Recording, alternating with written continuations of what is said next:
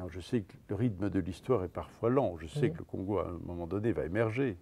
Ce pays est trop riche, il a toutes les richesses possibles. Il a plusieurs saisons de récolte parce qu'il est sur l'équateur. Donc, dans ce pays, on ne devrait pas avoir faim.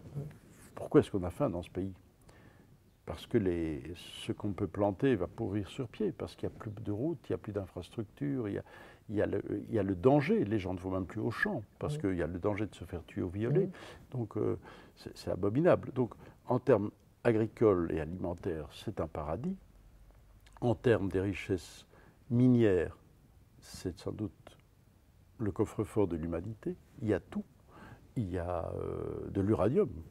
Rappelons la Hiroshima, Nagasaki, c'était l'uranium congolais. C'est quand même une des grandes réserves d'uranium du monde. Mais le zinc, le cuivre, le cobalt, le diamant, l'or, le tungstène, le colombo-tantalite, qui est la cause de toute cette guerre de l'Est du Congo et du viol de toutes ces femmes qu'on a tous dans nos téléphones portables. Alors le nobium, enfin bon, tous les minerais stratégiques aujourd'hui, nécessaires au développement technologique du monde occidental et asiatique d'ailleurs, se retrouvent au Congo. Plus la forêt.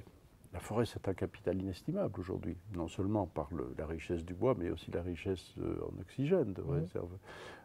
Plus l'énergie à travers les cours d'eau, qui peuvent d'ailleurs, le barrage d'Inga est un des plus grands du monde, et le barrage d'Inga 3 sera peut-être le plus grand du monde. Donc il y a absolument tout dans ce pays, sauf une chose, un leadership cohérent, qui ne soit ni prédateur, ni répressif. Voilà. Et un peuple qui sorte de cette servitude volontaire pour s'affirmer comme peuple autonome qui prend son destin en main. Voilà, donc il ne faudrait pas grand-chose.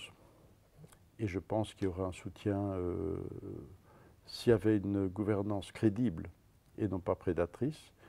Je pense que les institutions internationales sont prêtes à miser sur ce pays, sur le développement de ce pays.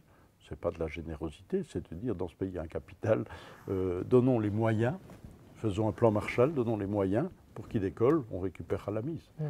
Voilà. Mais encore faut-il résoudre la question politique.